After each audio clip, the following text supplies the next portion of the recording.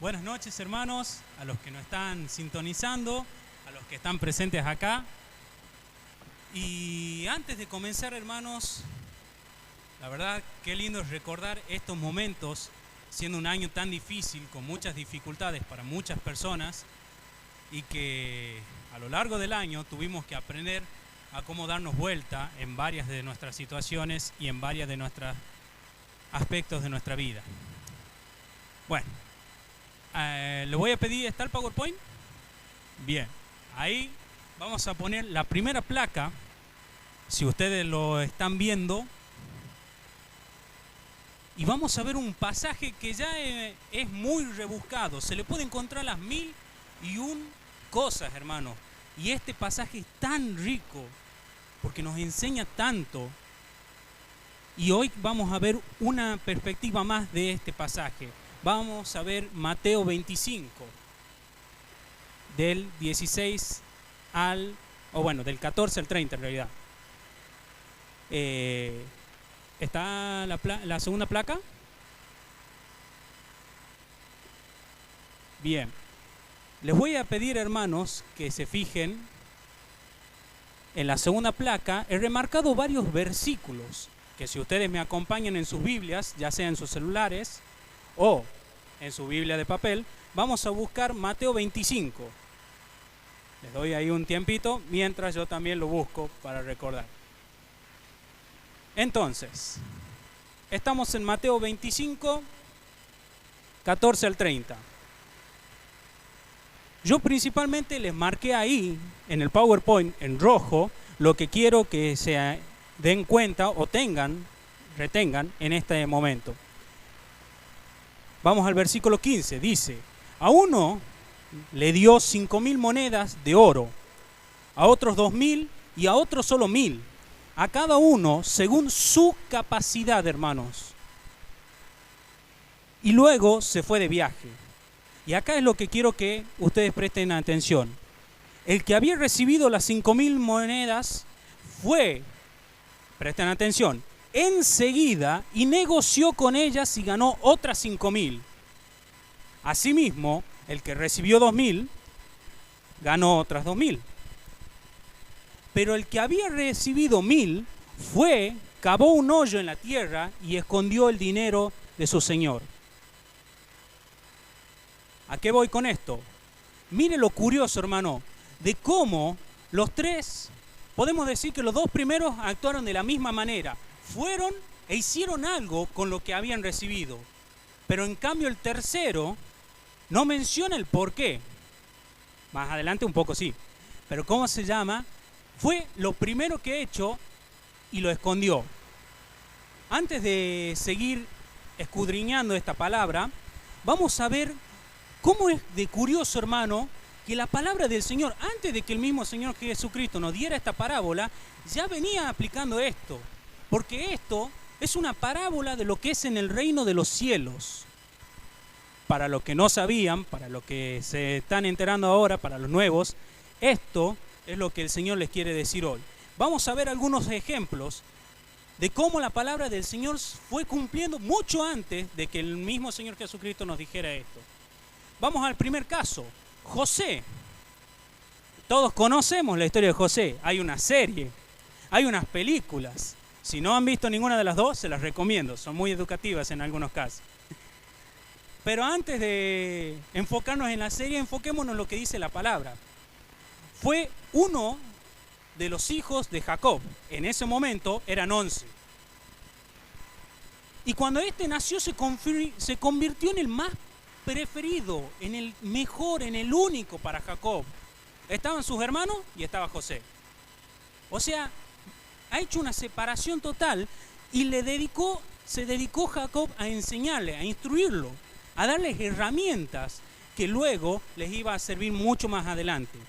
Pero no vamos a entrar en detalle. Lo más importante acá, hermano, y lo curioso, es que José fue vendido por sus propios hermanos. Imagínese usted estando en su propia casa, que su hermano lo llame afuera y que su hermano después lo venda. Y vos decís, ¿por qué? Ustedes pueden ser malos con los hermanos, vamos a ser honestos. Siempre hemos jodido o nos han jodido nuestros hermanos, pero nunca hemos llegado al caso de poderle hacer tanto daño como los hermanos de José, que lo vendieron a un lugar que estaba mucho y muy lejos de su casa. La cuestión acá es que después, cuando él llega a Egipto, es comprado por una persona de alto rango llamada Potifar. Y a lo largo de un buen tiempo, reconoce el valor de José. ¿Por qué? Porque hasta en la misma Biblia dice que Dios estaba con él. Entonces todo lo que hacía José daba frutos. Y mire usted que pillo Potifar, que se percató de esto, y ¿qué hizo? Lo hizo el mayordomo de la casa, el número 1. Mientras yo me voy, vos te haces cargo de todo lo que yo tengo. Era tal la confianza de Potifar por José que le dejaba todo, su esposa, sus tierras, todo para que él lo maneje. Pero acá ocurre otra tragedia. Si ya no era mucho que lo vendieran sus propios hermanos, la esposa de Potifar lo ve a José. En la Biblia, Génesis 39:6, dice que tenía buen físico y era muy atractivo. O sea, chango feo no era, primero. Pero ella le propone que se acueste con él, y José, como buen siervo, porque escrito está, hermano, que él pensó en Dios y en su amo antes de cometer pecado, huyó. Y el hombre inocente fue culpado y enviado a la cárcel. Pero mire lo curioso, hermano, a pesar de un hombre inocente ser llevado a la cárcel durante 2 años, el carcelero le ganó tanta confianza y tanto apego a José, que le entregó también todo lo de la cárcel y también para que él viera a todos los prisioneros. O sea, no basta que lo alejen de su tierra, no basta que lo encarcelen injustamente, sino que José sigue prosperando porque Dios está con él. Ahora vamos a otro caso, medio similar también, Daniel. ¿Daniel qué era? Un chico joven, un chico inocente, que en medio de que el profeta Jeremías advirtió al pueblo de Jerusalén que volvieran a Dios, estos no volvieron y fueron conquistados por Nabucodonosor. Resulta ser que tanto Daniel como sus amigos fueron llevados a Babilonia, y en Babilonia fueron instruidos y preparados para poder servir al rey. Y rescato esto del principio, nada más del principio de la historia de Daniel. Daniel no se contaminó porque no quería ser igual a los demás. Él y sus amigos marcaron la diferencia porque Dios estaba con él. Y segundo, ellos fueron 10 veces, escuche bien, hermano, 10 veces más inteligentes que los sabios e hechiceros de todo Babilonia, y el rey los escogieron a ellos. A pesar de las circunstancias, ellos siguieron sembrando y proveyendo. Ahora, el último, Moisés, era tan solo un bebé cuando fue soltado en el río Nilo. Si ustedes se ponen a averiguar, y también en algunas películas lo muestran, en el río Nilo hay muchos cocodrilos e hipopótamos. Y una cesta, más o menos de este tamaño, es un dulce. En cambio, también pónganse a pensar esto, pudo haber caído en cualquier parte de la orilla del río, pero Moisés, siendo en una época de persecución y asesinato, terminó no más y nada menos que en las manos de la princesa de Egipto.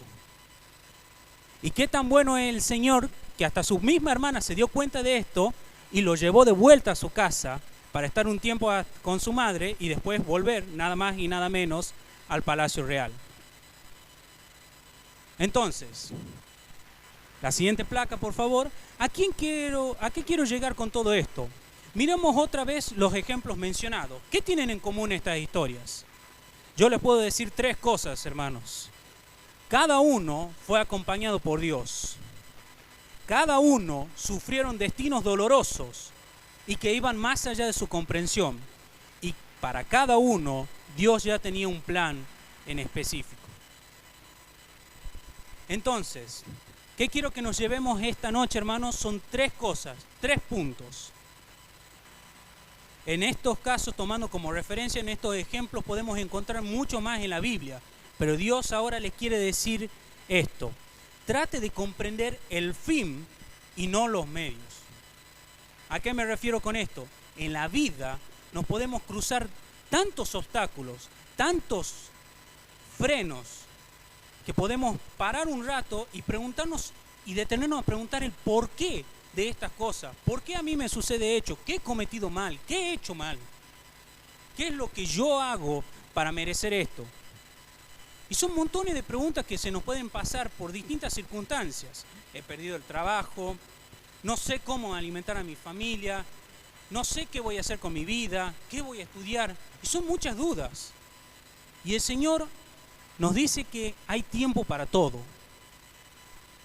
Pero sobre todo, aparte de este tiempo que tenemos que tener en el caso de que hayamos perdido un ser querido, en el caso de que tengamos dudas, dice que sí podemos tener un tiempo, pero al fin y al cabo tenemos que seguir y no detenernos. Podés parar a llorar, pero después te tenés que levantar y seguir adelante. Porque no es el tema quedarnos, es seguir. El segundo punto que quiero recalcar de vuelta, el por qué, es que todo tiene un sentido. El martes pasado nos compartió la palabra un hermano que más o menos daba también en el sentido de que los milagros tienen un significado. Todo sucede por algo. Y es verdad. Antes de, de pensar en el por qué, yo les diría, no lo piensen. Porque sinceramente la Biblia lo dice claro, en Isaías 55, 8 al 9. Porque mis pensamientos no son los de ustedes, ni sus caminos son los míos, afirma el Señor. Mis caminos y mis pensamientos son más altos que los de ustedes, más altos que los cielos sobre la tierra. Entonces, hermano, yo le pregunto sinceramente, ¿vale la pena el sentarnos y preguntarnos el por qué? Si usted no lo entiende al por qué, hermanos, es justamente porque Dios tiene algo preparado y no quiere que usted se detenga. Al contrario, quiere que siga, quiere que avance. Con todo lo que le ha dado, quiere que continúe y no se detenga en el por qué. El Salmo 139, 17, 18 dice el salmista: cuán preciosos, oh Dios, me son tus pensamientos, cuán inmensa es la suma de ellos. Si me propusiera contarlos, sumarían más que los granos de la arena, y si terminara de hacerlo, aún estaría a tu lado. Entonces, hermano, usted puede preguntarse el por qué. Sí, tiene todo el derecho para hacerlo, tiene toda la libertad. Pero yo le digo, hermano, que el Señor prefiere que usted siga avanzándose con ese por qué y no detenerse a preguntarse de nuevo el por qué. Por último, Dios tiene, como dice acá la frase de un hermano que la verdad me encantó bastante, Dios sigue siendo Dios y Él aún sigue teniendo el control. Por último, vamos a ver el último punto, que es justamente en esto de no quedarnos a hacer nada. Si usted se queda sin hacer nada, acuérdese que el cambio es hoy, pero también mañana. Hermanos, no tenemos que buscar la culpa. No tenemos que sentirnos culpables si es que no hicimos nada hoy. Porque ese es el enemigo metiéndose en sus cabezas diciendo que ustedes son culpables, que ustedes no hacen nada. Al contrario, deberían animarse para poder prepararse para la próxima vez que venga una ocasión ir a servir. Por eso quiero recalcar esta oportunidad que tuvieron los jóvenes de ir al barrio policial número 4. La mayoría de los jóvenes tuvieron un momento de oración, un momento de alabanza, un momento de reflexión y un momento para compartir la palabra. Capaz que no todos puedan hacer esto. Yo, por ejemplo, no pude asistir, pero eso no impide que el día de mañana yo salga a predicar o reciba en mi casa a alguien que necesita ayuda y yo vaya y le dé una mano y también le predique la palabra. Nada lo impide, hermanos. Y justamente este es el deseo que debemos tener en estas fiestas, que justamente al momento de poder juntarnos, al momento de poder compartir algo que sea una palabra de aliento, que sea una palabra del Señor para las personas que justamente están sufriendo en este año y en lo que están viviendo. Entonces, quiero que usted se quede con esta pequeña oración, que si usted no pudo hacer nada hoy, también tiene mañana para poder ayudar y dar una mano. No hace falta que sea totalmente hoy, pero como dice también un proverbio 3:28, nunca digas a tu prójimo, vuelve más tarde, te ayudaré mañana, si hoy tienes con qué ayudarlo. No significa, hermanos, que lo estoy diciendo que todo lo hagan mañana, sino que aprovechen las oportunidades al momento que se les presente. Porque nuestro amo, nuestro Señor, nos dio para que administremos bienes en esta tierra que no son de nosotros. Nada de lo que ustedes tienen es de ustedes. Porque el oro se oxida. Las cosas se roban, se rompen. Entonces, ¿qué valor tiene? ¿Qué valor le damos nosotros a las cosas? Es justamente todo eso lo que debe corresponder a Dios. Y hay montones de ejemplos en la Biblia que sobre todo quiero que busquen para que también vean lo que dice uno de los tantos referentes como Jesús, como Pablo, como Pedro.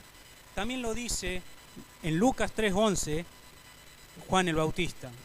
Y dice, además, perdón, me confundí yo.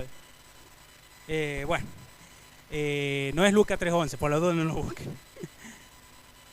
La cuestión es que Juan el Bautista, compartiendo su palabra, montones de personas se le acercaron y preguntaron, maestro, ¿qué hacemos nosotros? Y una de las tantas cosas que recalcó Juan el Bautista es que si tú tienes una túnica de más, dale a tu hermano que no tiene ninguna. Entonces, hermano, si usted tiene algo para compartir, comparta. Si usted tiene una cosa de más, ayude. Porque la verdad, la cosa está difícil afuera. Y todo esto, hermanos, para recalcar y volver a decir, el Señor nos dio monedas, nos dio talentos, nos dio dones, nos dio montones de cosas, hermanos, que si usted tiene que hacer una lista, de seguro es larga. Una más larga que la otra, podríamos decir.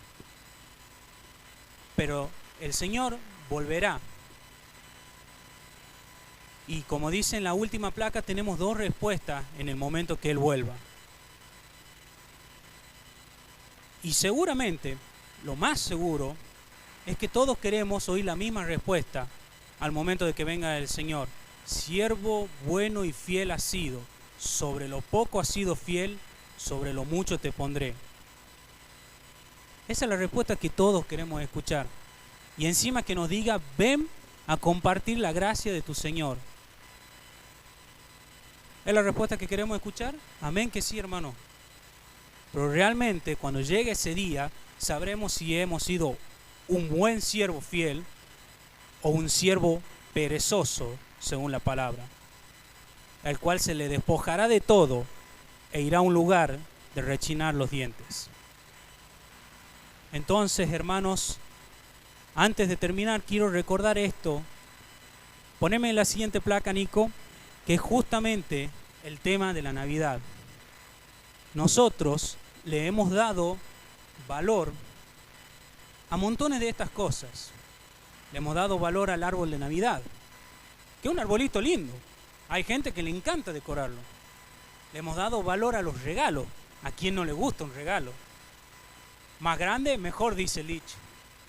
Le hemos dado valor a este hombre regordete, alegre, que le lleva alegría justamente a los niños. Y también le hemos dado valor a una mesa en donde podemos sentar y compartirnos. Pero hermanos, justamente todo esto es un valor que nosotros no debemos tener muy en cuenta. ¿Por qué? Porque Navidad no es justamente una cosa material, no es una cosa para compartir en una mesa, comer y después irse a dormir. No. No es un objeto, no es un ser. No. Como dice la última placa, Navidad es Jesús. Navidad es Jesús. ¿Cuántas veces hemos repetido esto y lo tenemos que seguir repitiendo, hermanos? En esta fiesta podemos pensar, podemos concluir que Navidad de Jesús es esperanza, es salvación, es alegría, todo por Jesús. Porque Él fue nuestra esperanza cuando nosotros estábamos en el lodo, cuando nosotros estábamos ciegos. Cuando nosotros no podíamos saber a dónde ir, Él nos guió y Él nos mostró el camino para poder llegar a la felicidad y compartir con nuestro Salvador. Entonces, hermanos, al momento de que nosotros nos sentemos en la mesa, pensemos en estas cosas. ¿Cómo hemos administrado lo que el Señor nos ha dado? ¿Cómo hemos terminado nuestro año? ¿Hemos sido siervos buenos? ¿Hemos sido siervos fieles? ¿O solamente somos siervos buenos cuando llega la Navidad y decimos Navidad de Jesús? Siervo bueno y fiel es aquel el que trabaja todos los días y duplica lo que el Señor le ha dado. Pero hermanos, cuando se sienten en sus mesas, piensen en que el Señor estuvo en este día para salvarnos y que el Señor busca sobre todo a sus siervos. ¿Para qué? Para que disfrutemos, para que todo el arduo trabajo que hayamos hecho rindan sus frutos y al fin podamos disfrutar de ello. Entonces, hermanos, yo les deseo unas muy felices fiestas. Les deseo una feliz Navidad y que tengan felicidad con Jesucristo, porque Él es nuestro todo y Él es nuestro Dios. Muchas gracias, hermanos, bendiciones y felices fiestas.